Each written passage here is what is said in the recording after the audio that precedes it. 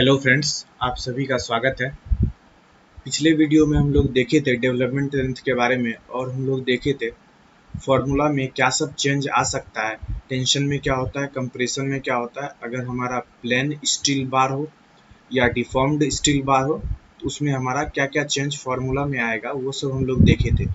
तो आज हम लोग उसका कुछ प्रॉब्लम देखेंगे और ये डेवलपमेंट लेंथ का फार्मूला कैसे आया था वो भी हम लोग देख लेते हैं।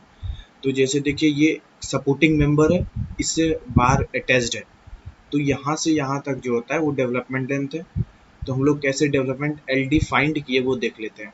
देखिए, यहाँ जो होगा कुछ बॉन्ड स्ट्रेंथ होगा कंक्रीट का, तो बॉन्ड स्ट्रेंथ ऑफ कंक्रीट की इक्वल टू हम लोग क्या करेंगे, टेंसाइल फोर्स इन बार, बार में जो जनरेट होगा टेंसाइल फोर्स, उसको दोनों को अगर इक्वेट कर देंगे दो फोर्स को, तो हम लोग का डेवलपमेंट लेंथ आ जाएगा। तो हम लोग बॉन्ड स्ट्रेंथ ऑफ कंक्रीट जो निकालते हैं वो bond stress into surface area जो होता है, सरफेस यहाँ से देखिए यहाँ तक जो सरफेस कवर हो रहा है सरफेस एरिया लेते हैं, L D pi into diameter हो जाता है, और इक्वल टू होता है टेंसाइल फोर्स इन स्टील, तो 0.87 F Y into area pi by 4 D square. यहाँ से एक डी कैंसिल हो जाता है, पाई पाई कैंसिल हो जाता है, तो डेवलपमेंट लेंथ मेरा आ जाता है 0.87 F Y into diameter divided by 4 into bond stress. ठीक है, अब हम लोग देखते हैं कैसे कैलकुलेट करेंगे अलग अलग। अगर हमारा ग्रिड चेंज कर देते हैं जिस तरह से, और स्टील का हम लोग कर देते हैं, प्लेन स्टील ले लेते हैं, कभी कभी हम लोग लेते हैं, उसके बाद डिफॉर्म्ड स्टील लेते हैं, बार लेते हैं, तो अलग अलग में हम लोग कैसे बनाते हैं क्वेश्चन को वो देख लेते हैं लोग। सबसे पहला क्वेश्चन देखते हैं कि हम लोग को कैलकुलेट करना है डेवलपमेंट लेंथ। ठीक है, तो लिमिट स्टेट मेथड से हम लोग कर रहे हैं इस चीज़ को। देखिए, 4M20 ग्रेड है कंक्रीट मेरा, और Fe415 ग्रेड स्टील है, डायमीटर ऑफ बार दिया हुआ 12 mm का है, और जैसे देखिए Fe415 ग्रेड हमारा स्टील है। ठीक है, तो स्ट्रेस जो हो जाएगा स्टील का कितना हो जाएगा, 415 न्यूटन पर mm स्क्वायर होगा या मेगा पास्कल हो जाएगा। तो फॉर्मूला क्या लगाना पड़ेगा, 0.87 Fy into diameter divided by 4 into bond strength, in tension में होता है। तो हमारा ये टेंशन में ही दिया हुआ है, लेकिन सिर्फ क्या है, हमारा बार जो है HYSD बार है, तो इसीलिए हम क्या करेंगे, बॉन्ड स्ट्रेंथ को 60% से इंक्रीज कर देंगे। एक ये तरीका है कि हम लोग इस चीज को याद रखें कि बॉन्ड स्ट्रेस किस किस कंडीशन में चेंज हो रहा है। एक ये तरीका है, या दूसरा तरीका है कि चार चार्ट बना के, पहला हम लोग प्लेन बार के लिए हम लोग एक चार्ट बनाए, फिर उसके बाद इन टेंशन में, फिर कंप्रेशन में बनाए, फिर HYSD बार का टेंशन में बनाए, और फिर जाके एक हम चार्ट बनाए कंप्रेशन में HYSD बार के लिए। तो चार चार्ट हम लोग को याद करना पड़ेगा बगैर की एक चार्ट। पिछले वीडियो में हम लोग देखे थे एक चार्ट अलग अलग ग्रेड ऑफ कंक्रीट का मेरा बॉन्ड स्ट्रेंथ कितना होता है, वो पिछले वीडियो में हम लोग उसका चार्ट बना के देखे थे। जैसे M20 अगर ग्रेड का हमारे पास कंक्रीट है, तो उसके लिए जो बॉन्ड स्ट्रेंथ होता है वो होता था मेरा 1.2 न्यूटन पर mm स्क्वायर, M25 के लिए 1.4 होता था, M30 के लिए 1.5 न्यूटन पर mm स्क्वायर होता था, और M35 के लिए होता था 1.7, और M40 और एबव के लिए 1.9 होता था। तो चलिए हम लोग देख लेते हैं कैसे इसका कैलकुलेशन किए हैं। तो एल डी 0.87 इंटू, जैसे देखिए परमिसिबल स्ट्रेस यहाँ दिया हुआ है 415 लेते हैं, डायमीटर ऑफ बार 12 mm दिया हुआ है, तो इंटू 12 कर लिए, डिवाइडेड बाई 4 इंटू 60% से मेरा बॉन्ड स्ट्रेंथ इंक्रीज होगा, तो 1.6 से इंटू कर दिए, इंटू 1.2, जो हमारा बॉन्ड स्ट्रेस 1.2 M20 ग्रेड के लिए होता है। तो इससे हमारा आ जाएगा 47.012 इंटू डायमीटर, जो कैलकुलेट करेंगे तो आ जाएगा 564 इंटू 141 mm। हम लोग डायमेंशन का ध्यान रखेंगे। डायमेंशन का ध्यान रखने से क्या होता है, जो छोटी मोटी गलतियां होती है वो हमारे पकड़ में आ जाती है, तो हमेशा डायमेंशन का हम लोग ध्यान रखा करेंगे। दूसरा क्वेश्चन देखते हैं, तो इसमें सिर्फ क्या है, लिमिट स्टेट से इसको भी फाइंड करना है। M30 ग्रेड ऑफ कंक्रीट है, स्टील जो है 500 है, Fe 500 ग्रेड स्टील है हमारा, और डायमीटर ऑफ बार जो है 16 mm का है, और रिइंफोर्सिंग स्टील बार इन कंप्रेशन में। ठीक है, तो चलते देखते हैं।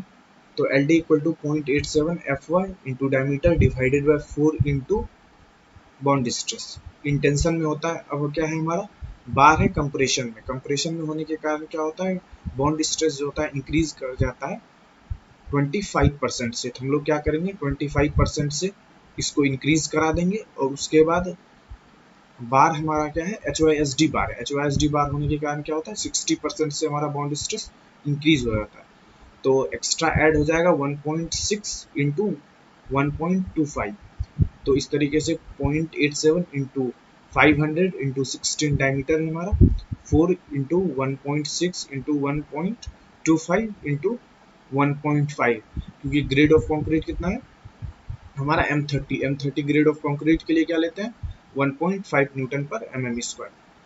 तो यहाँ से हमारा आ जाएगा 580 mm आ जाएगा या फिर 36.25 इंटू डायमीटर आ जाता है। इतना mm हमारे डेवलपमेंट लेंथ रिक्वायर्ड है। ठीक है, आगे चलते हैं।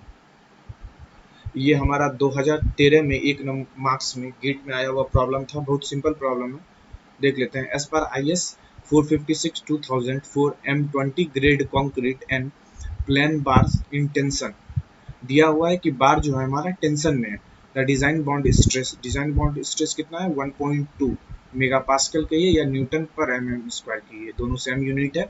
For the IS 456/2000 permits its design bond stress value to be increased by 60% से। इसमें इस क्वेश्चन में ये भी दे रखा है कि 60% से अगर HYSD बार है तो हमारा बॉन्ड स्ट्रेस इंक्रीज हो जाता है।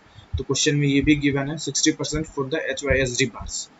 The stress in the HYSD reinforcing steel bars in tension, हमारा इसमें क्या दिया हुआ है स्टील का FY वैल्यू नहीं दिया हुआ है, इसमें हम लोग परमिसिबल दिया हुआ है। ठीक है, फैक्टर को ये लोग डिवाइड फैक्टर को इनटू करके हमारा जो आता है परमिसिबल वैल्यू स्टील का वो दे रखा है जो 360 मेगा पास्कल है। Find required development length LD for HYSD bar in terms of diameter में हमको फाइंड करना है। एक नंबर का क्वेश्चन था, बहुत छोटा क्वेश्चन, इसमें कुछ नहीं करना है। क्या डेवलपमेंट लेंथ का सिंपल फॉर्मूला 0.87 FY इंटू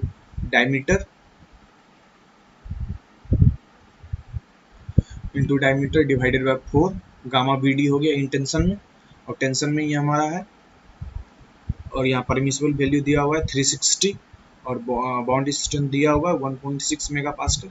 तो सारे वैल्यू यहाँ हम पुट करेंगे। HYSD बार है 60% से ऊपर, प्रॉब्लम में दे रखा है 60% से इंक्रीज हो जाता है HYSD बार, तो 60% हम लोग नीचे 1.6 से इंटू कर देंगे।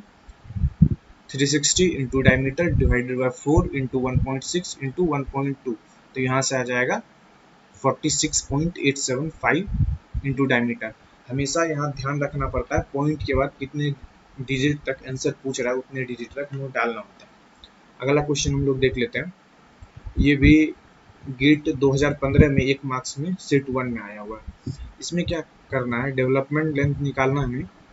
The development length of a deformed reinforced bar, देखिए इसमें क्या मेंशन किया हुआ है, ये डिफॉर्म्ड रिइंफोर्समेंट बार दिया हुआ है। ठीक है, तो इसमें ये FE जैसे आपको 415 या FE 500 नहीं दिया हुआ, यहाँ डिफॉर्म्ड दिया, इसका मतलब HYSD बार है। ठीक है, कैन एक्सप्रेस्ड के का वैल्यू यहाँ देना है, के ये लोग रख दिया है। ठीक है, from the IS 456/2000 the value of the के कैन बी कैलकुलेटेड। ठीक है, तो चलिए हम लोग कैलकुलेट कर लेते हैं।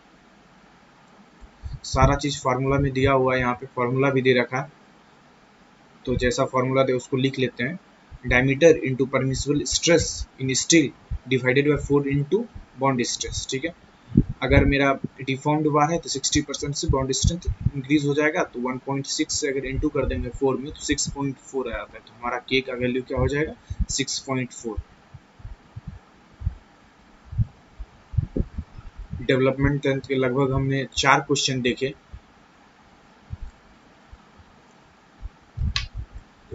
अभी तक में डेवलपमेंट लेंथ का हम सारा चीज कवर कर लिए, इससे ज़्यादा डेवलपमेंट लेंथ पे क्वेश्चन नहीं आता है। अगर डेवलपमेंट लेंथ में अगर और एक दो कंसेप्ट को हम लोग जोड़ देते हैं तो इससे अच्छा क्वेश्चन बनता है, वो हम लोग आगे आने वाले वीडियो में देखेंगे। मिलते हैं अगले वीडियो में, तब तक के लिए जय हिंद जय भारत।